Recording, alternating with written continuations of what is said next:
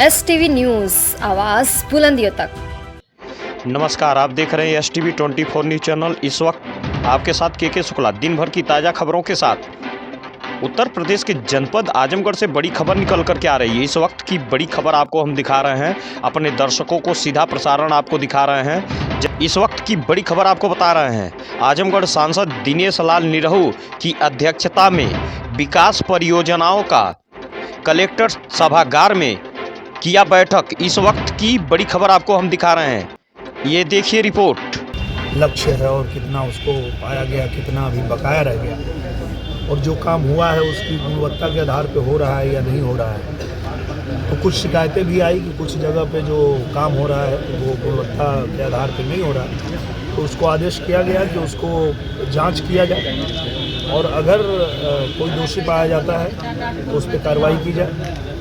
ज़्यादातर जो मुद्दे आए वो बिजली विभाग से आए, जिसमें कि शिकायत थी कि जहाँ भी जल मिशन का जो कार्यक्रम चल रहा है उसमें कई सड़कों को तोड़ करके और उसको पुनः निर्माण नहीं हुआ है। तो उनको आदेश किया गया कि उसको तुरंत तत्काल बना करके और फिर अवगत कराया जाए। और इसके अलावा जो आने वाले समय में जो उनको लक्ष्य दिया गया है वो मार्च तक पूरा करने का उनको लक्ष्य दिया गया।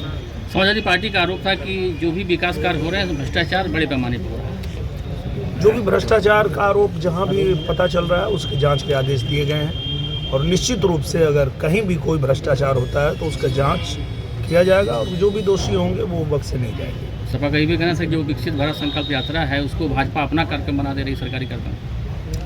नहीं, वो तो सरकारी कार्यक्रम ही है, और उसमें क्या है कि भाजपा अगर अपना कार्यक्रम बना भी रही होगी तो अच्छे के लिए ही बना रही है। वो जो विकसित भारत यात्रा कार्यक्रम चल रहा है उसमें यही चल रहा है कि किसको लाभ मिला, किसको नहीं मिला। जिनको नहीं मिला है उनका भी पंजीकरण हो जाए, और अगर इस कार्य में सपा भी चाहे तो आगे बढ़ के करवाए। ये तो बड़ा अच्छा काम, नेक काम कर रही है भाजपा। अगर सपा के पेट में दर्द हो रहा है तो सपा को भी जहाँ भी ये गाड़ी पहुँचती है वहाँ जा करके और बढ़ चढ़ के हिस्सा लेना चाहिए, और उनको दिखाना चाहिए कि देखो हम सपा के हैं फिर भी हम लोगों का पंजीकरण करा रहे हैं। तो ये अच्छी बात है। हम कहाँ उनको बोल रहे हैं कि आप मत आइए। कल समाजवादी पार्टी समेत तो सभी विपक्ष के पार्टियों ने धरना प्रदर्शन किया। 146 सांसद जो संसद से निलंबित कर दिए गए थे उनके विरोध में कहा कि भारतीय जनता पार्टी लोकतंत्र की हत्या कर रही है। मुझे लगता है कि जनता ने जिन सांसदों को चुन करके और संसद भवन में भेजा था उनको कानूनी प्रक्रिया के लिए, कानून बनाने के लिए, उस पर चर्चा करने के लिए, और वो जो वहाँ जा करके कानून तोड़ रहे थे और दफ्तियाँ उड़ा रहे थे, तो लोकसभा अध्यक्ष को ये पूरा अधिकार है कि जो कानून तोड़ेगा उसको वो बाहर निकाल सकते हैं, और उन्होंने निकाल दिया। संसद में चूक हुई, कुछ लोग घुस गए, गृहमंत्री जवाब नहीं दे रहे हैं, विपक्ष मांग रहा है। विपक्ष की मांग तो जायज़ है। विपक्ष की मांग जायज़ है तो गृह मंत्री जी ने उस पर जांच बैठाया है, और जांच की रिपोर्ट आ जाएगी। और आपकी जानकारी के लिए बताऊं कि ये पहली बार नहीं हुआ है। जो विपक्ष मांग कर रहा है उसके समय में कम से कम 35 बार कूद चुके हैं लोग। पहले उसका जवाब दें, फिर हमसे जवाब मांगे। हम तो जवाब देने के लिए हमारी सरकार ने उस पर जाँच बैठाया है, पर जो 35 बार उनके समय में गैलरी से कूदे थे और एक बार तो हथियार लेके कूद गए थे, पहले उसका जवाब दे विपक्ष।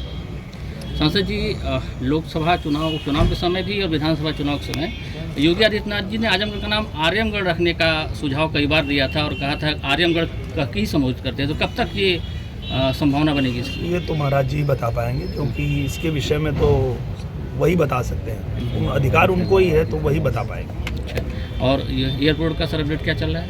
एयरपोर्ट को DGCA ने लाइसेंस दे दिया है, और वही आखिरी पड़ाव था कि लाइसेंस मिलते ही और उड़ान शुरू करेंगे।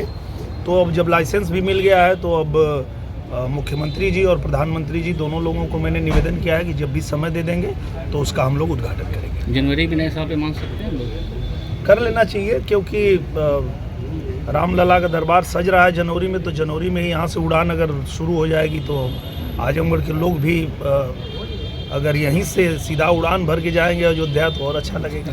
और डबल लाइन के सर्वे का काम तो पूरा हो गया, तो क्या उसमें आगे अपडेट कुछ है? उसमें तेज़ी लाने के लिए मैं अभी रेल मंत्रालय में जा करके और मिला हूँ और उसमें तेज़ी लाने के लिए उनको निवेदन किया है और मुझे लगता है कि अब बहुत तेज़ी से काम आगे बढ़ेगा। विश्वविद्यालय के शिलान्यास भी लोकार्पण भी होगा जी?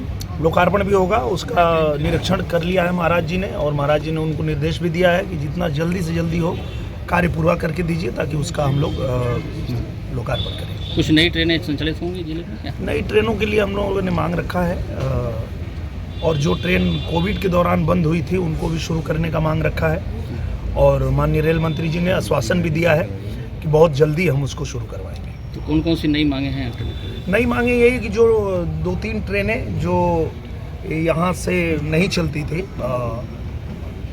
मऊ होके चलती थी, तो उस रास्ते में और भी बाकी ट्रेनें हैं बहुत सारी, तो एक तो 2-3 ट्रेन यहाँ से चलाई जाए उसकी भी मांग रखा गया, 1-2 नई ट्रेन भी यहाँ से शुरू हो उसकी मांग रखी गई और कोविड के दौरान जो बंद हो गई थी उसको भी शुरू कर दिया जाए, इसकी मांग रखी गई। Thank you. धन्यवाद।